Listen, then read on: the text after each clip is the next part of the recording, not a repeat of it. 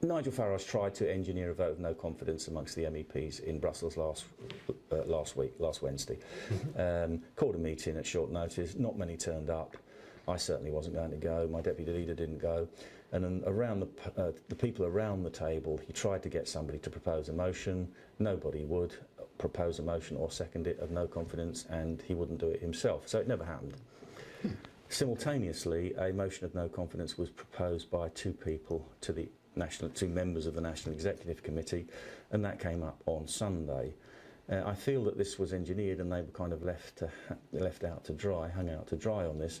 The NEC debated it, and it was defeated by, there were only 3 votes for it. Yeah. Out of eligible membership of 15 people, only 3 voted for it, and it would have needed 9 votes anyway in order to take effect. Had it have taken effect, I said to them, because what it was a motion of no confidence which would have led to an EGM, Emergency General Meeting, such as we had last year, or earlier this year in February with Henry Bolton. Yeah. And I said to the NEC, I'm not going to put the party through that. If you pass this vote of no confidence, there won't be an EGM because I will resign on the spot and walk out the door, and then you can have a leadership election. Yeah. And we can resolve it that way. But, I mean, would it be accurate to describe it as a landslide in your favour? I think, I'll be perfectly honest, there were people around the table, and I can't talk about the discussions because it's in confidence, but there were people around the table who had their misgivings about this, some much stronger than others. But at the end of the day, they realised if I wasn't leading this party now, then the whole thing would go into reverse and we would lose thousands of members, and the whole thing would be back where we were in February, and they certainly didn't want that to happen. And I equally take my responsibility towards the party and the members extremely seriously. But I do feel that if I hadn't made this initiative, we wouldn't be where we are now. We've got members flooding in. We're going to do what I hope is going to be a very successful rally on Sunday, and that will lead us to even, bigger heights. We'll be stronger and more effective in the future. So, I mean, one of the most, I thought, the most radical ones was that Tommy joining UKIP, or being your advisor, would turn UKIP into the new BNP. What are your thoughts on that? Personally, I find that extremely insulting. Yeah. Me and Nigel have known each other for 26 years. We've worked together in the same party. We've never been friends, but then you don't have to be in politics. You work with people that believe the same things. But he knows me very well. I know him very well. He knows that if ever I'd have wanted to join that kind of party, I could have done that at any time, in the last 40 years. I never wanted to. That's not what I'm about. It's not what I'm interested in. I never joined a political party before I joined UKIP. I dedicated the last 26 years with a slight gap in the middle into actually pursuing the fortunes of this party and the things we believe in. I want to live, as I keep saying to people, for 26 years I've worked in order to re-establish Britain's former status as an independent democratic nation, where we're governed under our own constitution, our own laws, by our own democratically elected government in our own parliament. Now, that makes you somehow far right. I was going to say that. I mean, it's ludicrous. It's so ludicrous. Well, I find it insulting, but I also find it quite ludicrous, quite frankly. Well, I agree. I mean, I can't believe that demanding the sovereignty of one's own country is considered a far right position. What he's trying to get at here is somehow that if we associate with Tommy Robinson, or if in the future we let him in as a member, that somehow we'd have this flood of these kind of people. I have said time and time again, and I said it at the NEC meeting on Sunday, that I do not want to lift this rule where we ban people who had formerly belonged to proscribed parties. Yeah. Quite right. I mean, there are local councillors for the Conservative Party and the Labour Party who are former BNP members or National Front. And Nigel, of course, employed somebody who had been a former member of the National Front. Wow, I didn't know that. As a personal kind of assistant, yeah. So I think there's a degree of hypocrisy here as well. Nigel Farage was, of course, the leader of UKIP. He's one of my LBC colleagues, although I think he is allowed a day off, and he's the MEP for South East of England. It's a cause, of course, Nigel, very close to your heart, UKIP. Are you pleased to see Tommy Robinson sign up? Good morning. Good morning. I'm absolutely appalled. I mean, when I was leader of UKIP, Nick, we wanted to talk about tough issues like excessive immigration, illegal immigration, the excesses of Islam, but we wanted to do so as absolutely a non-racist, non-sectarian party, and I wouldn't allow anyone to even become a member of the party who'd formerly been with the EDL or the BNP. And now we're welcoming, apparently, as an advisor, somebody who's got a criminal record list as long as your arm, and who, frankly, takes an attitude not just towards the extremists, but towards the adherents of an entire religion that is negative and really pretty nasty. I'm absolutely appalled by it. If you're going to beat something, don't you need to get as much information about it? And it is something that Mr. Robinson has been focusing on, some would say too much, but has been focusing on for some time. Well, it isn't just the advisor. What's even worse, Nick, is that what Mr. Batten, the UKIP leader, is planning to do with Tommy Robinson is to hold a Brexit rally in London on the 9th of December, the day before Parliament votes on Theresa May's deal.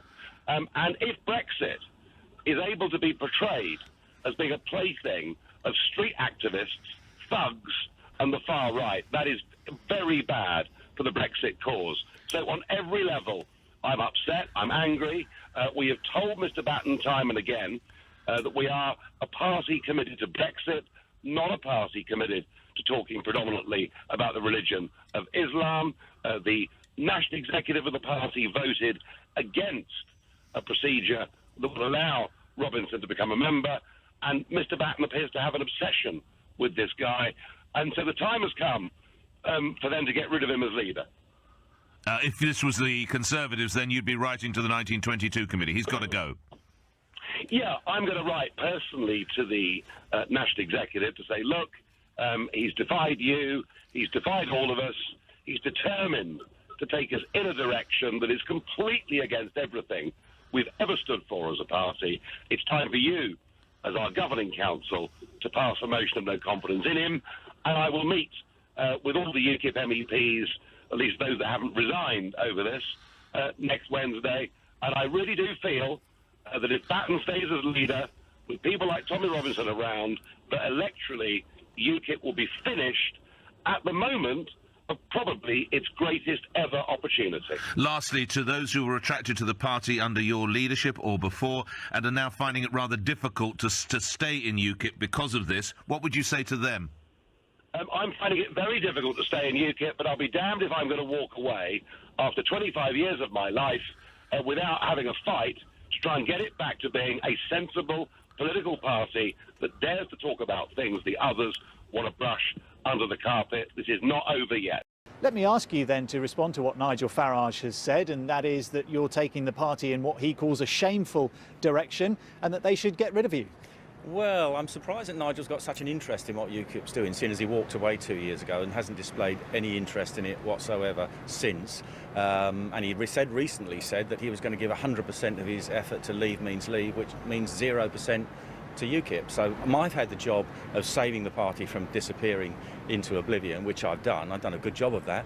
We've now got membership rising, we've got money rising, we're comfortably in the black, we've got donors giving us money, and we're up in the polls, we're up to 8%. So I actually think I'm making the right decisions in what I'm doing. He says you should be focusing on the broad issue of immigration.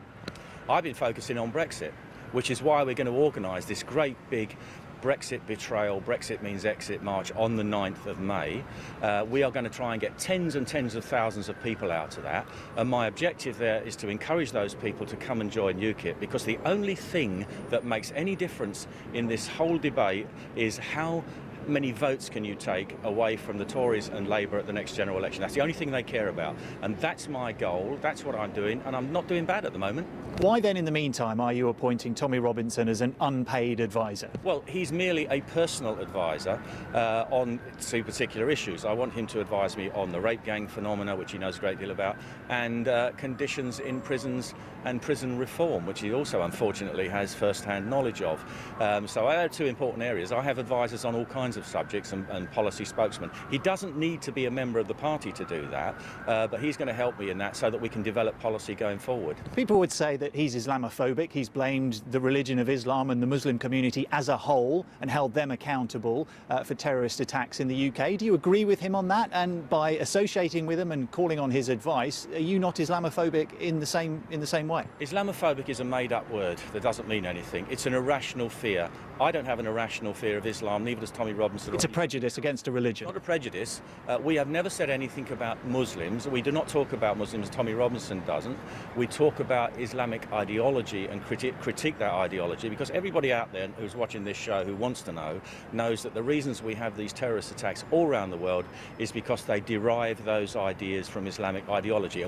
I joined UKIP, well, my card here says in 1992, because that was when it was the Anti-Federalist League. So for over a quarter of a century, I've been involved in UKIP and its forerunner. I have worked tirelessly for UKIP. I've spoken at 1,500 public meetings up and down the country. During those years, I've travelled hundreds of thousands of miles, and the aim was very simple.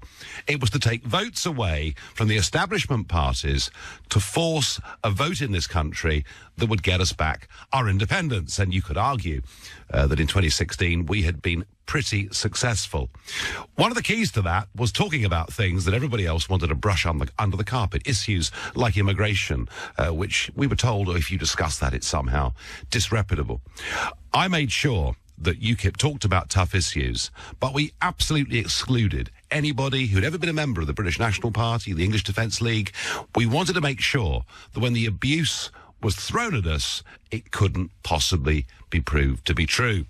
Now, I'm afraid that over the course of the last few months, under this leader, Mr. Gerard Batten, a lot has changed, and he seems to be pretty obsessed with the issue of Islam, not just Islamic extremism, but Islam, and UKIP wasn't founded to be a party based on fighting a religious crusade, and also obsessed with this figure called Tommy Robinson, whose real name is Stephen Yaxley Lennon. Who is seen by some to be a great hero standing up and fighting for working class people, but who has a pretty suspect record and who brings with him a group of people, I'm afraid, amongst which we see scuffles, violence. Many have criminal records, some pretty serious. And all of it's been dragging UKIP away from being an electoral party into a party of street activism. I have warned, and I wrote 10 days ago, that this direction was catastrophic, particularly at a time when the great Brexit betrayal is upon us. Both the Labour and Conservative parties have broken promises that were made not just in the referendum, but in the general election as well. Things couldn't be better for UKIP, but unfortunately, we've gone in this direction of street activism and turning a blind eye to extremist politics.